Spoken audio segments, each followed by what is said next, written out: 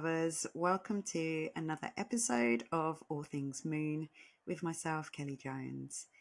And in a bid to be transparent and honest, it has taken me nearly the whole weekend. It's Sunday evening here, Sunday the November the 3rd, and it's taken me all weekend to muster up the right energy and frequency to sit down and share with you.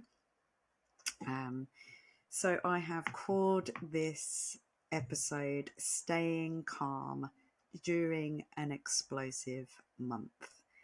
And today, November the 3rd, is probably the catalyst for that explosion. So obviously, because I research and do the astrological forecast of what is coming today, I've been hugely conscious of not having an explosion.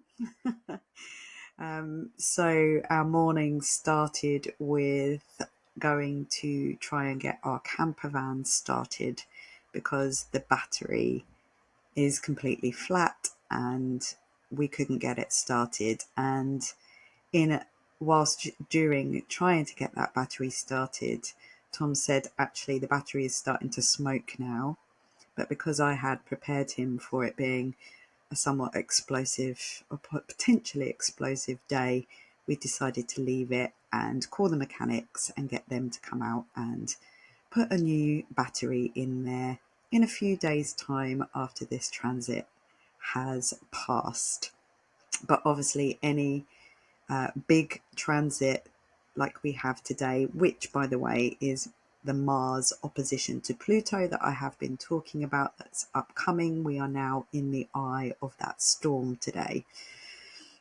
So yeah, let's leave it for a little while. So even though it's exact today, the energy of that we would have been experiencing coming up to it, because even though Mars is a fairly fast moving planet, remember he has been kind of, retro-traveling through Cancer, and Pluto is a very slow moving planet, but it is at that 29th degree of Capricorn, that those last final moments, as I described it, as that last really painful moment in the birth canal before we enter a completely new generational era of time.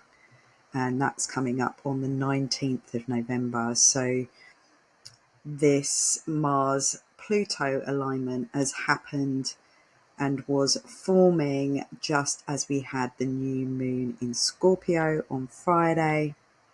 Scorpio being our shadow work time, all that deep, dark and intense that I talked about last week. So I've got a little list here in front of me. I apologise for keep looking at my notes today, but walking my talk, practicing self-care. Yesterday, when I could have been sitting, preparing and really knowing what I was going to be saying today and being a bit more off the cuff, I decided to take myself to Ashtanga yoga class at Studio Libra. And I have my lovely new hoodie on from there. I can possibly turn around and show you the back. Here's my lovely hoodie. I don't know if you can see that. There we go. Hopefully you can see that. I can't see. Sometimes got eyes in the back of my head, but not today.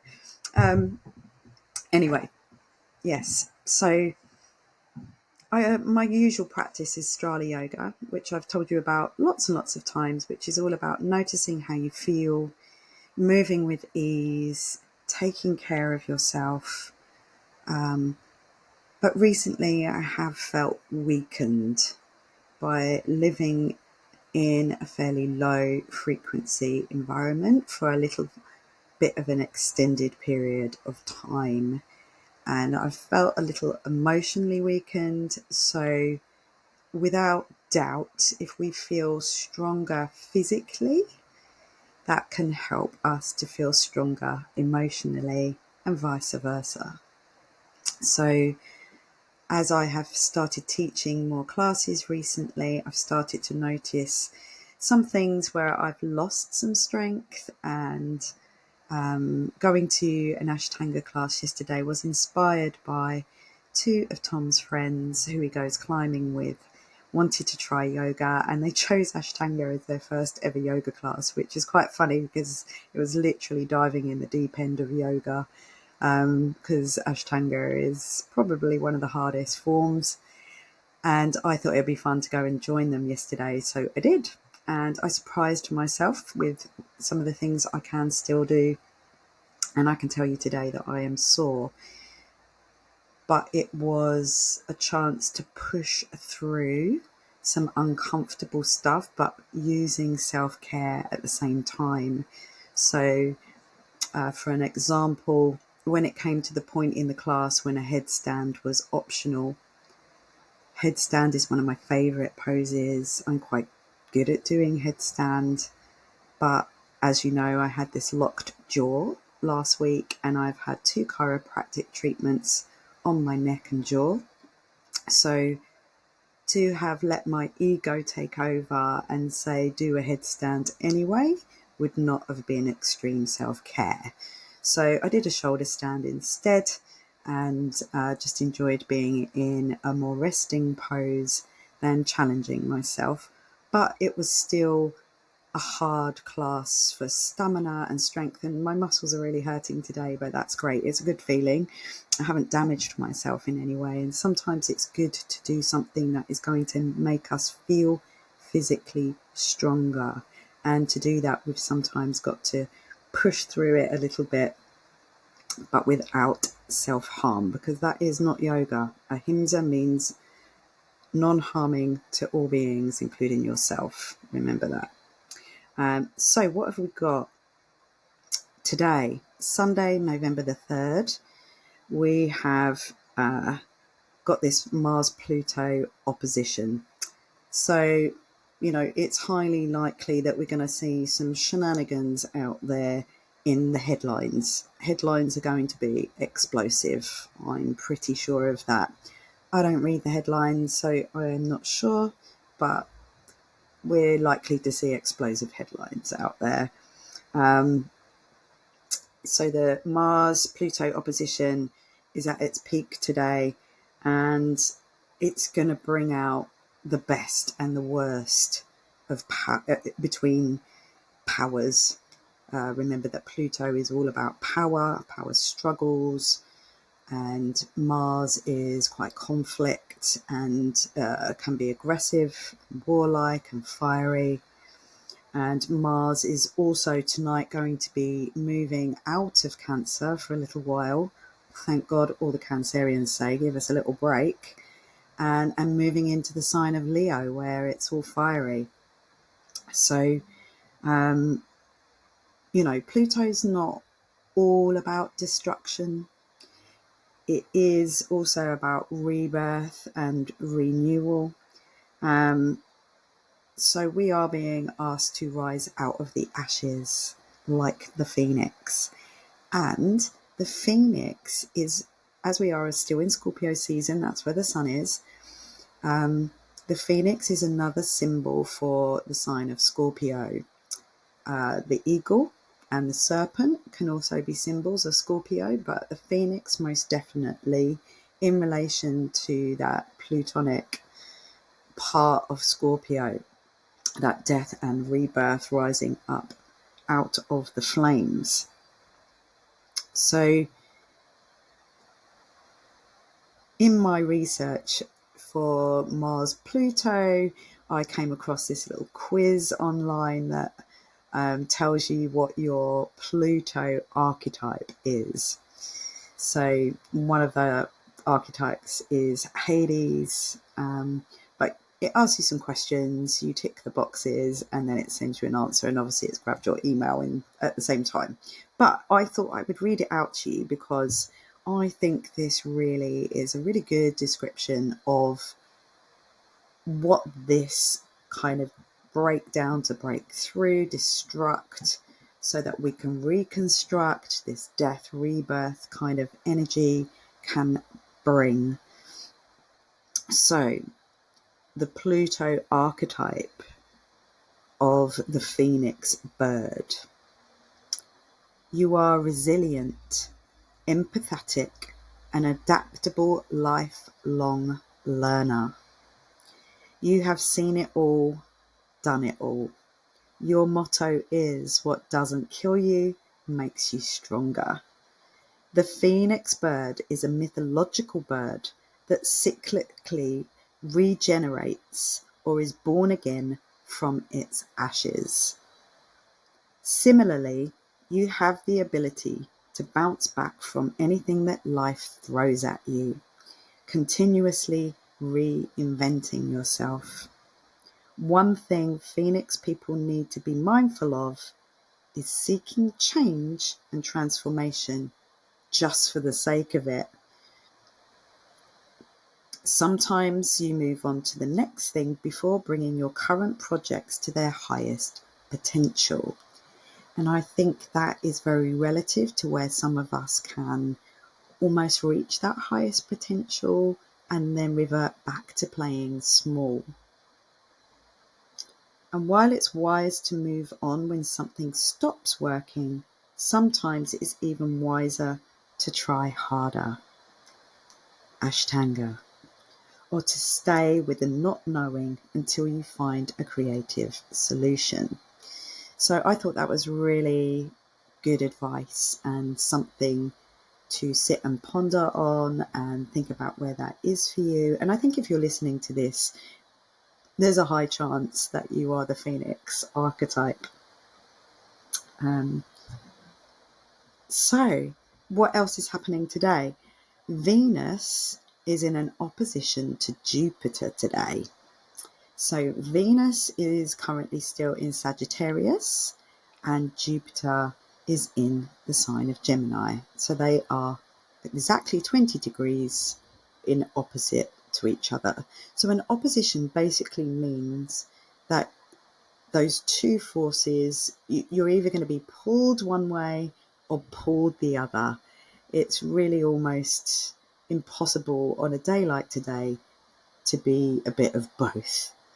So that's part of the challenge, is to not be pulled in too far in one direction or too far in the other. And that's where you might find yourself today. So what does that mean? So this opposition can open up our hearts.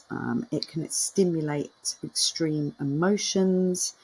It can also have us feeling an appreciation for feminine energy, that Venus energy, but also it could, because Jupiter is expansive, it could also flare up any resentments that we might have towards women. And that could be playing out personally, or we could be seeing that on the world stage today. It's like a tug of war when there's an opposition. So the Venus would be comfort. So as you can see, I'm in comfort today. I'm definitely erring towards the Venus today. But it could also be craving excitement, which would be more Jupiter. But, it's hard to crave excitement and do exciting things and be all cozy and comfy at the same time. Where is that? It could be difficulty balancing personal relationships with personal growth. So, having been aware of this, today I got myself in a place where, having prepared for this podcast is something I'm going to go on to in a moment. But I remembered something that I had come across a few years ago and utilised. And then, as we do, we forget about these things, these tools that we have. And because I've been talking quite a lot recently about sort of being in this low frequency. So the world is in a bit of a low frequency, and even at home. So I'm having to work quite hard to find the moments of being in a higher frequency.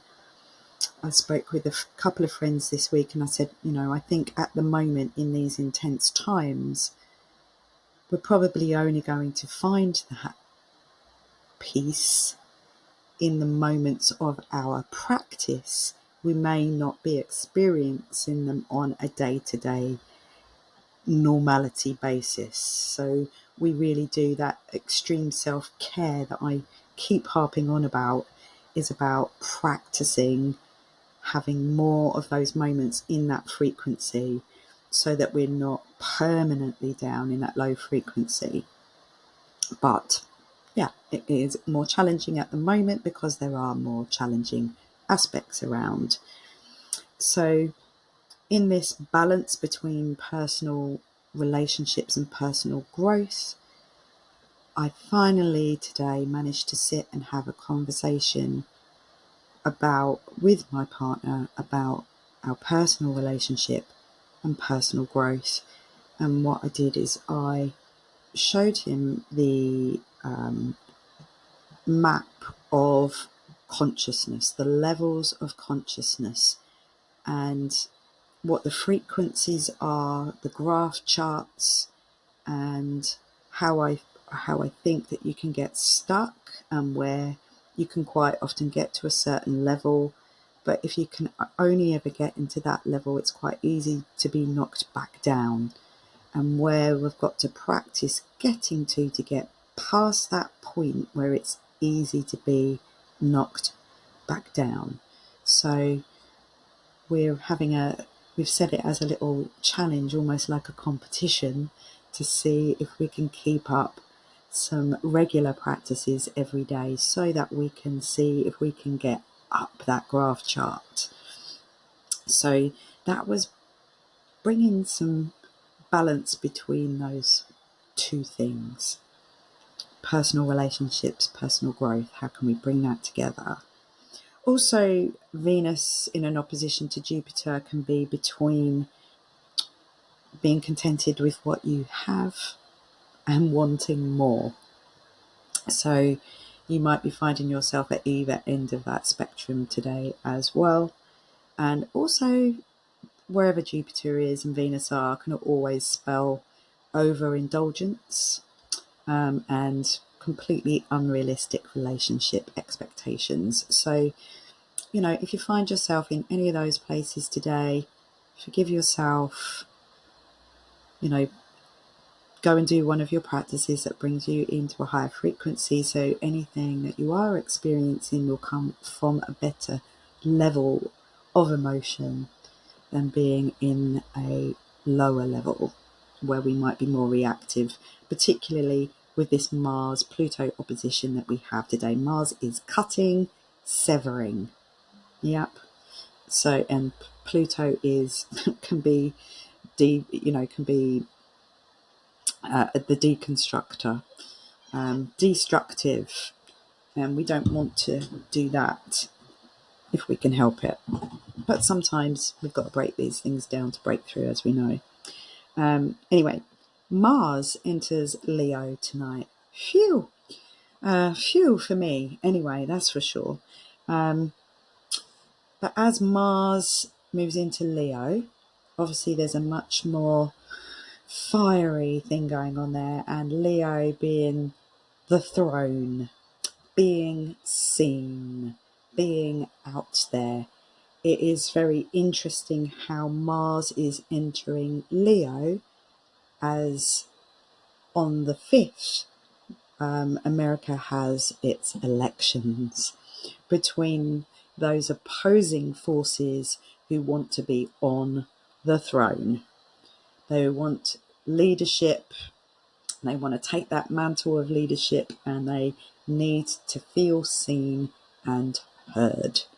So, you can't write this stuff. It is totally in keeping with the astrology of this week. So, sit back and watch how that's going to play out. And No, I don't believe that as astrologers we should make any predictions. I'm in agreement with any astrologer out there who gives a forecast, like a weather forecast, over a prediction. And it really could swing either way. There's so many contradictory things out there. You could look at it and, without putting any personal views on it, we've got this full moon coming up in Taurus, not too far away. I mean, obviously, we've just had a new moon, so it's 2 weeks away. But Uranus, the moon is conjunct Uranus. So that is the planet of sudden shocks. So I think anything is possible right now. But yeah, explosive to the point of nuclear. We might see stuff going on around that subject as well. I'm not a fearmonger. I don't know how that could play out, but we know that this is that last grab for power with the Pluto Capricorn story before Pluto moves into Aquarius. So this is that last stand at the OK Corral that I've been talking about, that would everyone just stop getting shot moment. This really is that moment. So how that plays out collectively, only thing that we can do about it is take care of ourselves and how we are within and on the world stage. What else have we got? So tomorrow, November the 4th, Monday, we've got a little bit of stability because the sun forms a nice trine, which is a nice harmonious aspect to Saturn. And Saturn is, about structure and discipline, and it is about restriction and things like that. But, he's the sensible one. And it's going to ask us what will work in a time otherwise filled with contradictions. So you're going to have some people acting out because of the Mars in Leo drama, in the lingering opposition to Pluto. So there might be hissy fits and,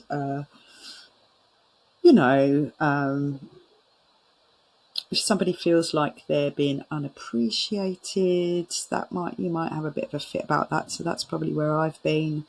And, violence, aggression is not impossible. But the Sun trine Saturn is a little bit of stability, and also the Moon is going to be next to Venus in Sagittarius. So that's potentially positive.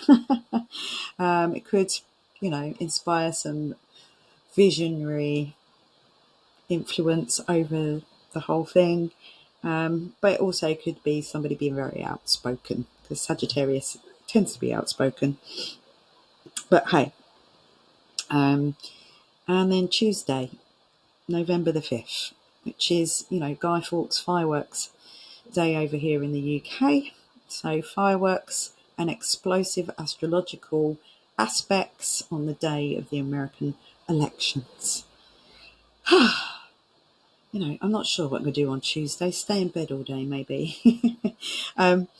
But overnight, the moon is going to be moving into a square with Neptune. Neptune still being in its late degrees of Pisces.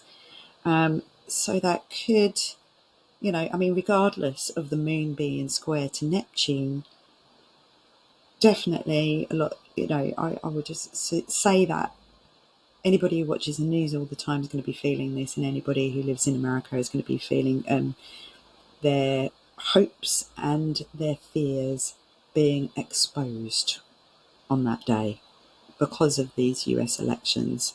But the moon is square to Neptune, and that can expose our hopes and fears.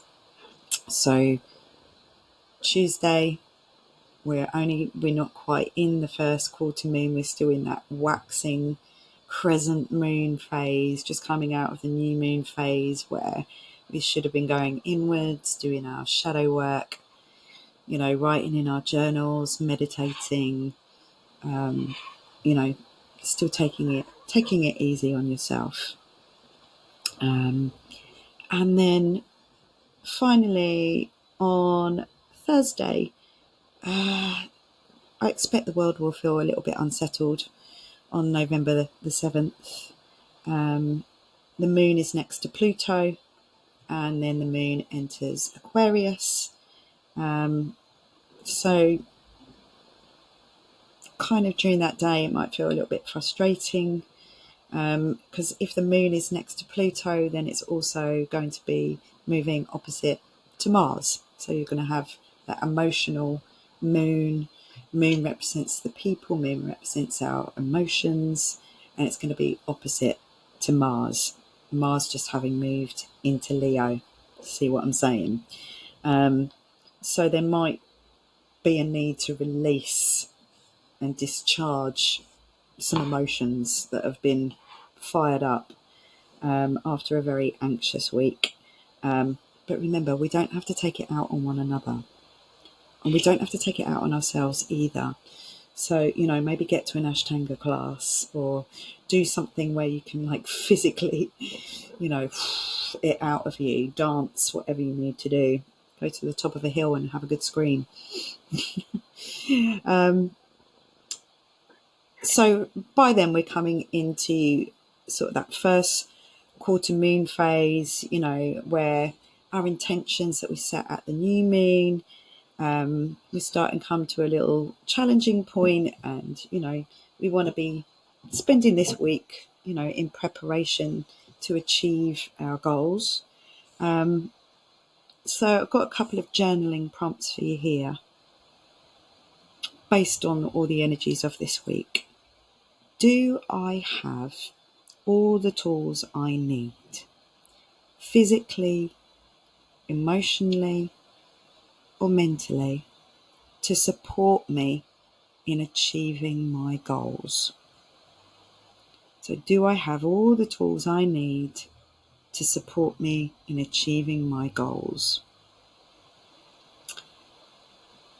And I have another one here for you. If there was one thing that you might want to transform in yourself or your life, what might that be? Because we're at that moment of transformation. We have the opportunity to be the phoenix rising out of the ashes.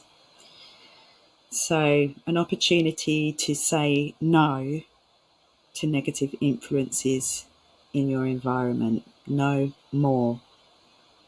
Making a commitment to a plan for extreme self-care, to become nearer to a higher expression of your true self. Make that your goal. So we have in this house set ourselves a gratitude practice challenge. Now, gratitude isn't the answer to everything, but for sure, being grateful every single day as a practice raises you up into a better state, a state of appreciation rather than a state of lack. So I set that challenge for you too, and let's check back in next week and see how you're getting on with that and see what that's brought up for you. And if you're not feeling like it's easy to be grateful, if you're sitting there going, oh God, what is there to be grateful for right now, open up your cupboards, open up your drawers, see all the things that you have. A nice cup of coffee in the morning, the fact that you've woken up in the morning to another day of trying again. Could be small things, could be big things, could be people, could be animals, could be anything. But as we practice it, we notice more things to be grateful for and less things to be miserable about. So yeah, as I said, due to the effects of living in a less than high frequency environment, I decided to look at the emotional scale. Now, I'll just tell you, there was a man called David Hawkins who created the map of consciousness. So you can look that up for yourself and have a look to see where it is that you're kind of residing in that scale, and how could you get yourself up a little higher so you start to feel and reside in a slightly higher frequency, whatever it takes. So on that note, I have my beautiful Return to Love, Self-Love Oracle cards here, and I'm going to pull us a little card as I've got much else to tell you about. So if you are local to me and you're listening, if you're in Chelmsford or Essex, then Tom and I, Gong to the Moon, we have got a gong bath going to be happening at Studio Libra on Saturday the 30th of November. I will be holding a full moon ceremony, but I'll tell you about the date for that next week. None of it is up on my website yet, so that I'll be probably doing that on Tuesday. And I have myself and Katie Deverell, we have our next gather event at the Cozy Club in Chelmsford on the 20th of November, and that's our offline event. And if any of you want to get your birth chart reading done with me, then you can contact me via my website or on any of my social media channels, and we can have a look at your chart and see where any of this deep, dark and intense stuff is coming up. And lovely. So if that doesn't make you smile, oh yes, by the way, I was with 800 people in a room last night, absolutely laughing for a few hours at an evening of comedy. Brilliant, brilliant, brilliant. Not only to be belly laughing, crying with laughter, but to be crying with laughter with 800 other people. Absolutely recommend it. Book yourself a night of comedy somewhere. So this card is the surrender card.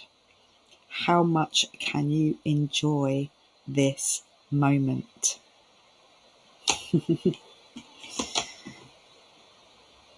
I suggest starting off with a little gratitude practice, just to make you feel more appreciative of the moment that you are in.